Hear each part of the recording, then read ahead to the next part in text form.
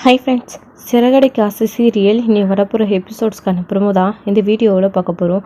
வாங்க ஃப்ரெண்ட்ஸ் பார்க்கலாம். இப்போது விஜயாவுக்கு அவ்வளோ கோபமாக இருக்குது கிருஷ் மேலே. ஸோ கிருஷை பார்த்தா சுத்தமாக அவங்களுக்கு பிடிக்கவே மாட்டேங்குது. இதனால தான் நம்ம சிந்தாமணியை வச்சு கிருஷை கடத்த சொன்னாங்க. ஆனால் அது முடியலை. ஸோ இப்போ கிஷ் மனோஜோட ரூமில் தூங்க போனான் அப்படின்றது விஜயாவுக்கு பயங்கர கடுப்பாக இருக்குது. இதனால் அடுத்த நிமிஷமே உடனே ரோகிணியை கூட்டிகிட்டு கிஷ் அடுத்து என்ன பண்ணலாம் அப்படின்னு சொல்லிட்டு 3 பேரோட சேர்ந்து பார்வதியோட வீட்டில் மீட்டிங் போட ஆரம்பிச்சிட்டாங்க. ஸோ விஜயா பண்ணுற தப்பே இதுதான். ஏன்னா கிஷ் ரோகிணியோட குழந்தை. ஸோ என்ன பண்ணாலையும் ரோகிணிக்கு தெரியாமல் தான் பண்ணணும். ஆனால் இப்போ ரோகிணி அவங்களோட செல்ல மருமக ஆயிட்டதுனால அவங்களே கூட்டிகிட்டு என்ன வேணாலும் பேசுகிறாங்க. ஸோ ரோகிணி அமைதியாக இருப்பாங்களா? இதை உடனே மீனா கிட்ட சொல்லுவாங்க. ஆன்டி இப்படிலாம் பிளான் பண்ணுறாங்க. அதுக்கேற்ற மாதிரி கிருஷை இந்த விஷயத்துலேருந்து தப்பிக்க வச்சுருவாங்க ரோகிணியும் மீனாவுமே.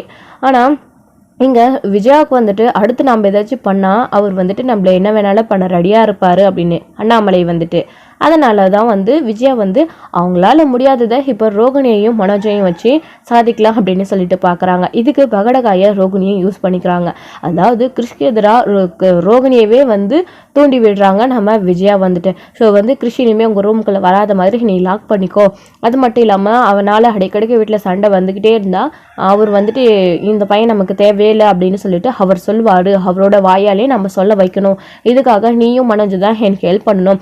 இனிமேல் கிருஷ் நீங்கள் 2 பேரும் சேர்த்தாதீங்க. உங்ககிட்ட ஒட்டிக்கலான்னு பார்க்குறான். அவர் சொன்ன மாதிரி பாசத்துக்காக, அதாவது நம்ம 3 பேரையும் அவனை நம்ம வீட்டில் இருக்கிறவங்க எல்லாரும் மாதிரி மாற்றணும் அப்படின்னு கிருஷ் அந்த பையன் ட்ரை பண்ணுறான். அதனால நீங்கள் யாரும் அதுக்கு இடம் கொடுக்கக்கூடாது. அந்த பையன்கிட்ட இதே மாதிரி கடைசி வரைக்கும் பேசாமல் அந்த பையனை உதிரி தள்ளிக்கிட்டு சேரவே கூடாது. நீங்கள் கிருஷ் மேலே பாசம் காட்டவே கூடாது அப்படின்னு சொல்லிட்டு விஜயா ரோகிணியை பயன்படுத்தி ரோகிணிக்கிட்ட இந்த விஷயத்த சொல்கிறாங்க. நம்ம ரோகிணி கிருஷ் எதுக்காக இங்கே கூட்டிகிட்டு வந்தாங்க? ரோகிணியும் மீனாவும் சேர்ந்து மனோஜ் கூட அவரை சேர விடணும். அப்போ அது மட்டும் இல்லாமல் அவங்க விஜயாவையும் கிருஷ்க்கு பிடிக்கணும். அதுக்காக தான். ஸோ விஜயா பக்கம் இல்லை அப்படின்னாலையும் மனோஜை கிருஷோட அட்டாச் பண்ணணும். 2 பேரையும் நல்லா ஒரு அப்பாவும் ஒரு பையனும் இருக்கிற மாதிரி நல்லா க்ளோஸாக பழக வைக்கணும். அவங்க 2 பேருக்கும் ஒருத்தருக்கு ஒருத்தர் பிடிக்கணும் அப்படின்றதுக்காக தான். நம்ம கிருஷ்க்கு ஆல்ரெடி மனோஜை பிடிச்சிருக்கு. ஆனால் மனோஜ்க்கு கிருஷை பிடிக்கல. மனோஜ்க்கு கிருஷை பிடிக்கிற மாதிரி செய்யணும். அதுக்கப்புறம் உண்மையை வெளியில் வீட்டில் சொல்லி மனோஜ் கிருஷை ஏற்றுக்கணும் அப்படின்றதுக்காக தான் ரோகிணியே இந்த வீட்டுக்குள்ளே மீனாவும் அவங்க 2 பேரும் சேர்ந்து கிருஷை கொண்டு வந்திருக்காங்க. ஆனால் இந்த விஜயா அது கொஞ்சம் கூட, அதாவது விஜயாவை மனோஜ் கூடயும் ரோகிணி கூட சேரவே விடக்கூடாது. என்னெல்லாம் பண்ணணுமோ அவங்க 2 பேரும் சேர விடக்கூடாதுன்றதுக்காக அது எல்லாத்தையும் பண்ணுறாங்க. அது எல்லாத்தையும் தாண்டி ரோகிணி இப்போ மனோஜ் கூட கிருஷை சேர வைக்கணும். அதுதான் ரோகிணிக்கு கொடுத்துருக்கிற டைம் நம்ம மீனா சொல்லியிருக்காங்க ரோகிணி கிட்ட. ஸோ இப்போ என்ன பண்ணுறது அப்படின்னு தெரியாமல் ரோகிணி போய் திகச்சு போய் நின்றுட்டுருக்காங்க. ஆண்டி இப்படிலாம் சொல்கிறாங்களே, நம்ம எப்படி அப்போ கிருஷை மனோஜ் கூட அட்டாச் பண்ண வைக்கிறது? அவங்க 2 பேரும் ஒன்று சேரணும்னு தானே இந்த வீட்டுக்கே அவனை கூட்டிகிட்டு வந்தோம். ஆண்டி இப்படி சொல்கிறாங்களே, இந்த ஆண்டிக்கு ஏன் கிருஷ் மேலே இவ்வளோ கோவம்னு தெரியலையா அப்படின்னு ரோகிணி ஒரு பக்கம் மனசுக்குள்ளே நினச்சிட்டு இருக்காங்க. ஸோ இதெல்லாம் ஒரு பக்கம் இருக்க, இப்போது வீட்டில் வேறொரு பிரச்சனை வந்திருக்கு. அதாவது நம்ம ரவிக்கு ஸ்ருதிக்கு வேணும்னே நீத்து ஃபோட்டோஸ்லாம் அனுப்பி வச்சுருக்காங்க. அவங்களுடைய அதாவது காம்படிஷனில் அவங்களுடைய ரெஸ்டாரண்ட் வின் பண்ணியிருக்காங்க. ஸோ அதில் எடுத்த ஃபோட்டோஸ் எல்லாம் பார்த்திங்க அப்படின்னா ரவி கூட சேர்ந்துக்கிட்டு இருக்க ஃபோட்டோஸ்லாம் வேணும்னே நீத்து அனுப்பியிருக்காங்க. அதாவது ஸ்ருதிக்கு அனுப்பிவிட்டு அவங்க டென்ஷன் ஆவாங்க அப்படின்னு சொல்லிட்டு. ஆனால் ஸ்ருதி குமார் கூட இந்த ஃபோட்டோஸை பார்த்துட்டு என்னை வெறுப்பே தான் இதெல்லாம் அனுப்பியிருக்கா அப்படின்னு சொல்லிட்டு தெரிஞ்சே அவங்க விஷ் பண்ணாங்க. அவங்களுக்கு ஆல் தி பெஸ்ட் அப்படின்னு சொல்லிட்டு. அதுக்கப்புறம் ரவி கிட்ட ஃபோன் பண்ணி கோவப்பட்டு டென்ஷன் ஆகிட்டாங்க. ஸோ இதுதான் நீத்து எதிர்பார்த்தாங்க. முதல்ல டென்ஷன் ஆகக்கூடாது அப்படின்னு சொல்லிட்டு அதுக்காக தான் அவள் அப்படி பண்ணா அப்படின்னு வேணும்னே தெரிஞ்சுக்கிட்டு ஸ்ருதி பொறுமையாக இருந்தாங்க. ஆனால் அதுக்கப்புறம் ரவி கிட்ட அதுக்காகவே சண்டை போட்டாங்க. ஸோ நீத்துக்கு இது அவங்களுக்கு ஃபேவராகவே போய் முடிஞ்சு போச்சு. முதல்ல என்னடா இவ இப்படி விஷ் பண்ணுறா அப்படின்னு நினச்சவங்க அடுத்த நிமிஷமே ரவி கிட்ட பேசி ரவி நீத்து கூட சண்டை போட்டதுனால இப்போ அவங்க எதிர்பார்த்தது நடந்துடுச்சு. ஆனால் இதில் முக்கியமான ஒரு விஷயம் என்ன அப்படின்னா, நம்ம நீத்து இதெல்லாம் பண்ணவே கூடாது. ரவி இங்கே இருக்கணும் அப்படின்னா இதெல்லாம் பண்ணாமல் இருந்தால் மட்டும்தான் இங்கே இருப்பாங்க. ஸோ இவன் வந்து ஸ்ருதியை வேணுண்டே வெறுப்பேற்றுறதுக்காக இதெல்லாம் பண்ணால் ஸோ ஸ்ருதி வந்து கண்டிப்பாக இப்போ ரவி கிட்ட வந்து எல்லா விஷயங்களையும் சொல்ல ஆரம்பிச்சிட்டாங்க. ஸோ இதே மாதிரி நீத்து பண்ணுற ஒவ்வொரு விஷயங்களும் ரவி கிட்ட சொல்ல ரவி வந்து நீத்து கிட்ட வந்து இதெல்லாம் வந்து பேசினா கண்டிப்பாக வந்து நீத்து இப்படிலாம் பண்ணுறாங்க அப்படின்னு சொல்லிட்டு அவங்களே வந்துட்டு ஸ்ருதியோட ரெஸ்டாரண்ட்டுக்கு கிளம்பி போயிடுவாங்க, இந்த ரெஸ்டாரண்ட் வேண்டாம் அப்படின்னு சொல்லிட்டு. அதாவது இந்த ஹோட்டல்லேருந்து ஸ்ருதியோட ரெஸ்டாரண்ட்டுக்கு ரவி போகிறதுக்கான வழியே நீத்துவே வந்து ஏற்படுத்தி கொடுக்குறாங்க. ஸோ வந்து இதை இவங்க கொஞ்சம் கூட யோசிச்சு பார்க்காம வந்து பண்ணிகிட்ருக்காங்க. அதுக்கேற்ற மாதிரி தான் இன்றைக்கி பண்ண விஷயம். ஸோ அதனால் வந்து ரவி வந்து ரொம்ப அப்செட்டில் இருக்காங்க. வீட்டுக்கு போன உடனே ஸ்ருதி வந்து இந்த விஷயத்தை பற்றி ரவி கிட்ட பேசி சண்டை போடுறாங்க. திரும்பவும் இங்கே பாரு, நான் அது வந்து ரெஸ்டாரண்ட்லேயே பேசியாச்சு, அவங்க ஏதோ சும்மா கேஷுவலாக கூட அனுப்பியிருப்பாங்கன்னு ஃபோன்லேயே பேசியாச்சு, நீ திரும்பவும் எதுக்கு இங்கே வந்து சண்டை போட்டுட்ருக்க அப்படின்னு. எவ்வளோ தைரியம் இருந்தால் அவள் இப்படிலாம் அவங்ககிட்ட ஃபோட்டோ எடுத்திருப்பா, எதுக்கு ஜஸ்ட் ஒரு நிமிஷம் அப்படின்னாலும் எதுக்கு ஃப்ரெண்ட்லியாக ஹக் பண்ணணும். இங்கே பாரு, இதெல்லாம் பிடிக்கவே எனக்கு பிடிக்கல. அடுத்தவனோட ஹஸ்பண்டை எப்படி வந்து அவங்க தொடலாம், அது கொஞ்சமாச்சும் மேனஸ் இல்லையா, படிச்சிருக்கால, ரெஸ்டாரண்ட்டு உன்னால தான் வளருது அப்படின்னு நான் அங்கே இருந்தப்போ சொன்னப்போ ஒத்துக்கவே இல்லை.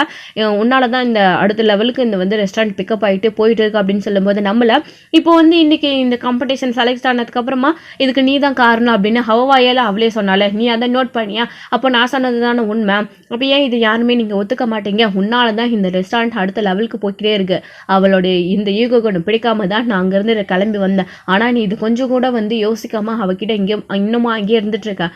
ஆனால் நான் அங்கேருந்து விளங்கி வந்து தனியாக ரெஸ்டாரண்ட்க்கு ஆரம்பிச்சதுக்கப்புறமும் வேணும்னே வந்து நீத்து வந்து நிறைய விஷயங்களை பண்ணிகிட்ருக்கா. என்னுடைய ரெஸ்டாரண்ட் வந்து ரன் ஆகக்கூடாது அப்படின்றதுக்காக. ஏன் இவளுக்கு இந்த வேண்டாத புத்தி, நான் வந்து என்னோடய இதில் நான் வந்து பண்ணுறேன், உன்னையும் அந்த ரெஸ்டாரண்ட்லேருந்து நான் கூட்டிகிட்டு வரல, அடுத்தவங்களை பிஸ்னஸை கெடுக்கணும்னு நான் நினைக்கல, என்னோடய பிஸ்னஸை நான் டெவலப் பண்ணணும் அப்படின்னு மட்டும்தான், அதுக்காக மட்டும்தான் நான் பண்ணிகிட்ருக்கேனே தவிர வேறு எதுவுமே நான் பண்ணலையே. அப்படி இருக்கும்போது நீத்துக்கு ஏன் இந்த பொறாமா அப்படின்னு சொல்லிட்டு ரவி கிட்ட வந்து ஸ்ருதி வந்து பயங்கரமாக கோவப்பட்டு சண்டை போடுறாங்க. இந்த சத்தம் வெளி வரைக்கும் கேட்குது. ஸோ வந்து ரூமில் 2 பேரும் அவ்வளோ சண்டை போடுக்கிறாங்க. ரவி வந்து எக்ஸ்பிளைன் பண்ணுறாங்க, நீத்து வந்து இப்படிலாம் பண்ணுறாங்க அப்படின்னு சொல்லிட்டு ஸ்ருதிக்கும் வந்து அவங்களும் சொல்லி புரிய வைக்கிறாங்க. ஆனால் வந்து வேணும்னு தான் பண்ணுறாங்க அப்படின்னு சொல்லிட்டு இப்போது ரவிக்கே புரிய ஆரம்பிக்குது, நீத்து பண்ணுறது ஒவ்வொரு விஷயமும் அதே மாதிரி தான் இருக்குது, அன்னைக்கு ஒரு நாள் இப்படி தான் பண்ணாங்க, இப்போவும் அந்த மாதிரி தான் பண்ணியிருக்காங்க, இதெல்லாம் ரொம்ப தப்பு, அவங்களும் ஏன் அப்படி பண்ணுறாங்கன்னு தெரியல, ஆனால் வந்து நான் அவங்கக்கிட்ட சொல்லியிருக்கேன் இந்த மாதிரிலாம் பண்ணாதீங்க அப்படின்னு சொல்லிட்டு இனி அப்படி பண்ண மாட்டாங்க அப்படின்னு ஸ்ருதிக்கிட்ட வந்து ரவி வந்து வாக்கு கொடுக்குறாங்க. நீங்கள் பாரு, நீ இப்படி தான் சொல்வா, ஆனால் அவள் வந்து அடுத்து என்ன பண்ணலாம் அப்படின்னு யோசிப்பாள் தவிர இந்த மாதிரி வந்து திரும்பவும் இப்படிலாம் பண்ண மாட்டா அப்படின்னு சொல்லிட்டு அதுக்கேற்ற மாதிரியே இப்போது இவங்க பேசிகிட்டு இருக்கிற சண்டைக்கு தகுந்த மாதிரியே இப்போ அவங்க எடுத்துக்கிட்ட ஃபோட்டோஸ் வந்து பார்த்திங்க அப்படின்னா ஸ்ருதி ஏற்கனவே ரவி கிட்ட கேட்ட மாதிரி இப்போ வந்து அது வந்து டிவியில் நியூஸ்லலாம் வர ஆரம்பிச்சிடுச்சு.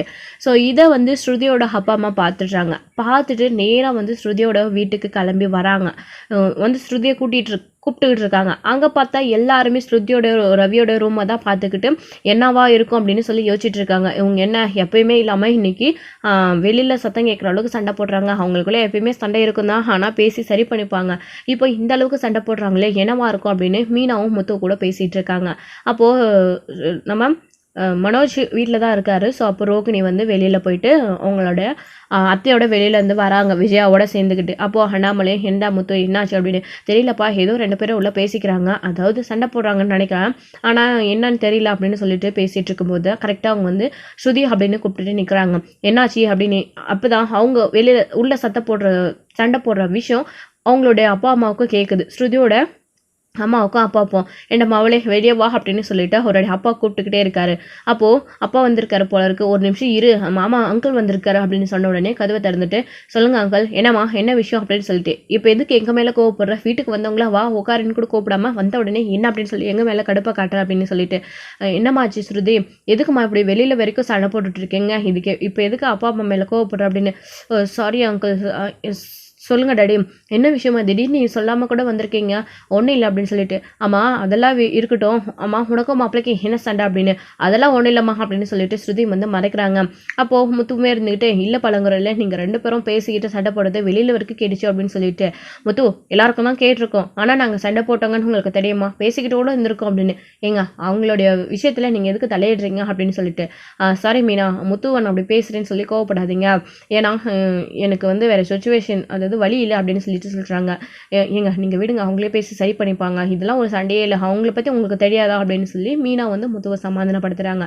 எப்படியோ 2 பேரும் வந்து பெரிய செலவில் பிரச்சனை போகாமல் பேசி சரி பண்ணிக்கிட்டா ஓகே தான் அப்படின்னு முத்துவும் அமைதியாக விட்டுடுறாரு. அப்போ தான் என்னம்மா ஸ்ருதி முத்துவ சொன்ன மாதிரி என்ன சொல்ல மாட்டேன்ல, நான் கேட்கலாம்ல என்ன பிரச்சனை அப்படின்னு சொல்லிட்டாங்க அப்படின்னு அவர் அண்ணாமலை வந்து கேட்குறாரு. அப்போது அதெல்லாம் ஒன்றும் இல்லை அங்கிள் அப்படின்னு சொல்லிட்டு, சரிம்மா வாங்க உட்காருங்க, என்ன சாப்பிட்றீங்க மீனா, இவங்களுக்கு ஒரு ஜூஸ் மட்டும் கொண்டு வரீங்களா அப்படின்னு சொல்லிட்டு, சரி ஸ்ருதி அப்படின்னு சொல்லிட்டு மீனா போகிறாங்க. அப்போது இல்லை ஒரு நிமிஷம் நில்லுங்க, எனக்கு ஜூஸ்லாம் வேண்டாம், நாங்கள் இங்கே உட்காந்து ஜூஸ் குடிக்க வரல, உனக்கும் மாப்பிள்ளைக்கு என்ன சண்டைன்னு எங்களுக்கு தெரியும் அப்படின்னு சொல்லிட்டு அவருடைய அப்பாவும் அம்மாவும் சொல்கிறாங்க. என்னம்மா அப்படின்னு சொல்லிட்டு இங்கே ஸ்ருதி வந்து கேட்டுட்ருக்காங்க. ஸோ எல்லாருமே ஷாக் ஆகி பார்க்குறாங்க என்ன பிரச்சனை அப்படின்னு. அப்போ தான் இங்கே விஜயா வந்துட்டு, என்னம்மா ஸ்ருதி எதுக்கு இப்போ அப்பா அம்மா கிட்ட இப்படிலாம் பேசிகிட்டு இருக்கா, எப்போ வந்தாங்க, நல்லா இருக்கீங்களா, உட்காருங்க அப்படிலாம் வந்து பேசிகிட்டு இருக்காங்க, என்ன பிரச்சனை இவங்க 2 பேருக்குலாம் அப்படின்னு சொல்லிட்டு, ஏன் சண்டை போடுறீங்க அப்படின்னு விஜயாவும் கேட்குறாங்க. அப்போது இவங்க எதுக்காக சண்டை போடுறாங்க தெரியுமா அப்படின்னு சொல்லிட்டு ஃபோனில் வந்து நியூஸ் வந்து அவங்க ரெக்கார்ட் பண்ணி தான் வச்சுருக்காங்க. ஸோ அதை வந்து காட்டுறாங்க. காட்டின உடனே எல்லாருமே பயங்கர அதிர்ச்சி ஆகுறாங்க. ஸ்ருதிக்கு ஆல்ரெடி இந்த விஷயம் தெரியுன்றதுனால அவங்க கேஷில் வந்து ரவியை மறைச்சு பார்க்குறாங்க. அப்போது ரவியுமே இருந்துக்கிட்டு திருன்னு முழிக்கிறாங்க. என்ன பண்ணுறது, இப்போ பேப்பர் நியூஸ்லாம் வந்துடுச்சு, என்ன பண்ணுறது அப்படின்னு தெரியாமல் அவருமே வந்து குழம்பி போய் நின்றுட்டுருக்காங்க. என்ன மாப்பிள்ளை இதெல்லாம் நீங்கள் இப்படி பண்ணுவீங்கன்னு நான் கொஞ்சம் கூட நினச்சிப்பாங்களா, அந்த நீத்து தப்பானவன் அப்படின்னு சொல்லி அப்பத்துலேருந்தே உங்களை வந்துருங்கன்னு கூப்பிட்டுக்கிட்டே இருக்கோம் நீ ரவி ஸ்ருதியோட ஹோட்டலுக்கு, ஆனால் வரமாட்டேன்னு சொல்கிறீங்க, ஆனால் அதுக்காக இப்படியெல்லாமா, நீங்கள் ஒரு செஃப், அவங்க உங்களுடைய முதலாளி, அது உங்களுக்கு சம்பளம் கொடுக்குறவங்க, அதுக்காக அந்த பொண்ணு இப்படி இல்லாமல் நடந்துக்கும், வேலை செய்கிறவங்க ஒருத்தவங்க கூட இப்படியெல்லாம் வந்து க்ளோஸாக இருப்பாங்களா, இதெல்லாம் 4 பேர் பார்த்தா என்ன நினைப்பாங்க, இப்போவே ஆளாளுக்கு ஃபோன் பண்ணி உன்னுடைய மாப்பிள்ளை தானா அப்படின்னு கேள்வி கேட்க ஆரம்பிச்சிட்டாங்க. அது என்ன வேறொரு பொண்ணு கூட ஃபோட்டோ எடுத்துகிட்டு இப்படிலாம் நியூஸ்லாம் வந்து விட்டுறாங்களே, டிவிலலாம் வருது, என்ன கன்றாவி இதெல்லாம் கேட்க ஆரம்பிச்சிட்டாங்க. நான் எல்லாருக்கும் என்ன பதில் சொல்வேன், எதுவாக இருந்தாலும் ஒரு லிமிட்டோட நிறுத்திக்கணும், இந்த அளவுக்கு ஏன் போகணும் அப்படின்னு சொல்லிட்டு அவங்களுடைய அப்பா அம்மா வந்து கோவப்பட்டு சண்டை போடுறாங்க ரவி கிட்ட. அவருக்கு என்ன சொல்கிறதுனே தெரியல. அப்போது விஜயாவும் அண்ணாமலையுமே பார்த்துக்கிட்டு அவங்க 2 பேருமே கூட கேட்குறாங்க, என்னடா ரவி இதெல்லாம், நீத்து இப்படிலாம் உங்க கூட பழகியிருக்கா என்ன இது அப்படின்னு சொல்லிட்டு. அம்மா அது வந்து சும்மா ஒரு கேஷுவலாக எடுத்த ஃபோட்டோம்மா, ஜஸ்ட் ஒரு நிமிஷம் ஒர்க் பண்ணதுக்கே அதுக்குள்ளே ஃபோட்டோ எடுத்துகிட்டு இந்த மாதிரிலாம் போட்டுட்டாங்க, இதெல்லாம் எதுவுமே கிடையாது, இந்த மாதிரி காம்படிஷன் செலக்ட் ஆனதுக்காக இந்த மாதிரிலாம் பண்ணியிருக்காங்க அப்படின்னு சொல்லிட்டு. அப்படி சொல்லும்போது என்ன இருந்தாலும் அது கூட தப்பு தானே ரவி அப்படின்னு சொல்லிட்டு மீனாவும் சொல்கிறாங்க. கரெக்டாக சொன்னீங்க மீனா, இதே தான் நான் இவங்ககிட்ட இவ்வளோ நேரமாக கேட்டுட்டு இருந்தேன், இதுக்கு தான் நான் இவங்ககிட்ட பேசிகிட்டு இருந்தேன், இதோட இவங்க நிறுத்திக்க வேண்டியதுதானே, அவங்களுடைய ரெஸ்டாரண்ட் ரன் ஆகுது, அதாவது சக்ஸஸ் ஆகுது, வின் ஆயிருக்கு அப்படின்னா அது அவங்களோடைய வந்து சந்தோஷத்தை அவங்களே வச்சுக்கணும், தேவையில்லாமல் எதுக்கு எனக்கு வந்து அந்த நீத்து வந்து ஃபோட்டோஸ் அனுப்பி வைக்கணும், இதே எனக்கு ஃபோட்டோஸ் அனுப்பி வச்சு என்ன வெறுப்பேற்றி பார்த்துட்ருக்கா, இது மட்டும் இல்லை இதுக்கு முன்னாடி நிறைய விஷயங்கள் இப்படி தான் பண்ணிகிட்டு இருக்கா, ஏகப்பட்ட விஷயங்களை நீத்து வந்து பண்ணிகிட்ருக்கா, இதெல்லாம் தெரிஞ்சா ரவி அடுத்த நிமிஷமாக அந்த ரெஸ்டாரண்ட்டை வின்னு வந்துடுவான். ஆனால் என்னோட நோக்கம் அது கிடையாது, ஏன் இவனை அந்த விஷயத்தெல்லாம் சொல்லி இவனை ஆதாரப்பூர்வமாக நிரூபிச்சு இவனை என்னோட ரெஸ்டாரண்ட்டுக்கு வர வைக்க தெரியாதா, நான் ஒதுங்கி போனாலும் நீத்து எதுக்கு இப்படிலாம் வந்து பண்ணிகிட்டு இருக்கான்னு தான் இவன்கிட்ட நான் கேட்டுட்ருக்கான். அதை கேட்டால் அவன் ஏதோ கேஷுவலாக, அதாவது நீத்து ஏதோ கேஷுவலாக பண்ணுறா, இதை வந்து நீ பெருசாக எடுத்துக்காத அப்படின்னு சொல்லி என்கிட்ட என்ன கன்வின்ஸ் பண்ணுறானே தவிர இவன் வந்து ஒழுங்காக இருக்க மாட்டேன்றான் அப்படின்னு சொல்லிட்டு.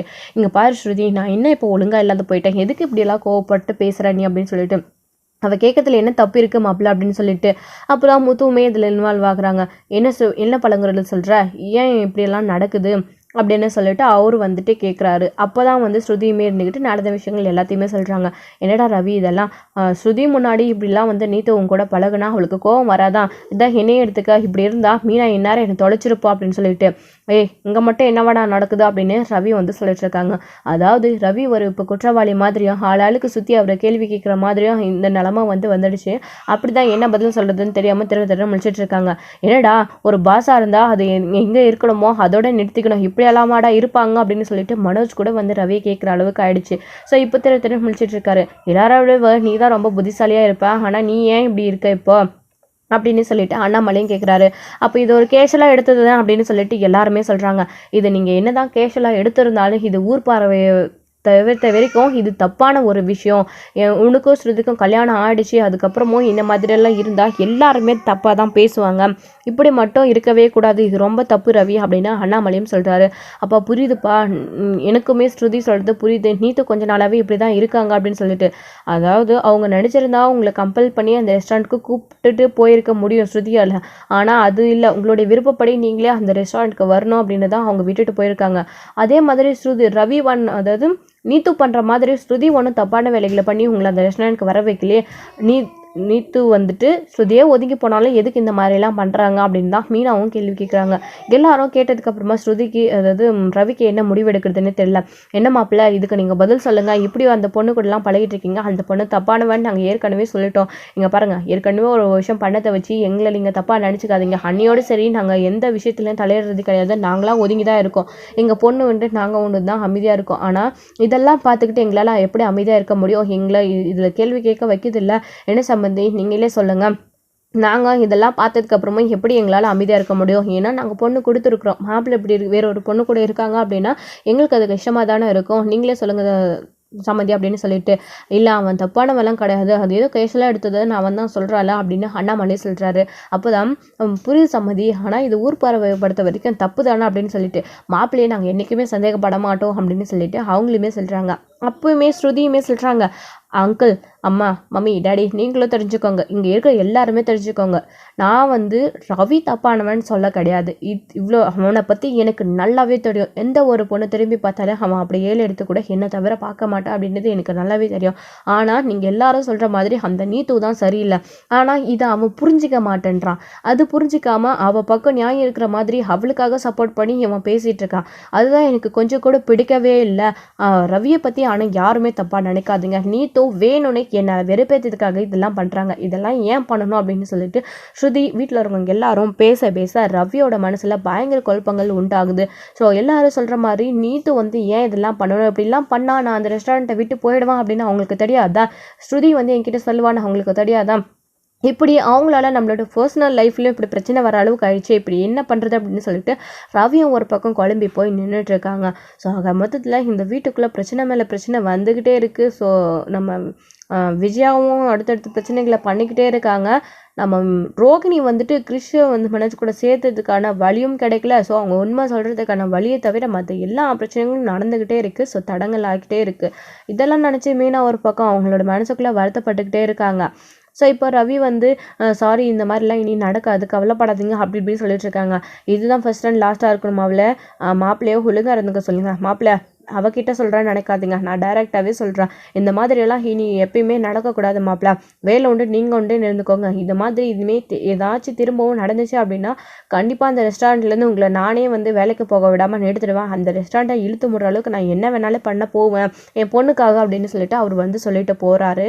சரி சம்மந்தி நாங்கள் வரோம் அப்படின்னு. என்ன சம்மந்தி வந்த உடனே இப்படி சொல்லிட்டு பேசிட்டு போயிட்டே இருக்கீங்க, இருந்து சாப்பிட்டுட்டு போகலாமே அப்படின்னு சொல்லிட்டு, இல்லை சம்மந்தி இருக்கட்டும் நாங்கள் வரோம் அப்படின்னு சொல்லிட்டு ஸ்ருதி வரோம் அப்படின்னு சொல்லிட்டு கிளம்பி போயிட்டே இருக்காங்க. பாத்தியா என் அப்பா அம்மா இந்த அளவுக்கு கோவப்படுறாங்க. அதே மாதிரி அங்கிளுக்கு ஆண்டிக்கு இந்த விஷயம் தெரிஞ்சிருந்தாலே முதல்ல அவங்களும் இப்படிதான் கேள்வி கேட்டிருப்பாங்க.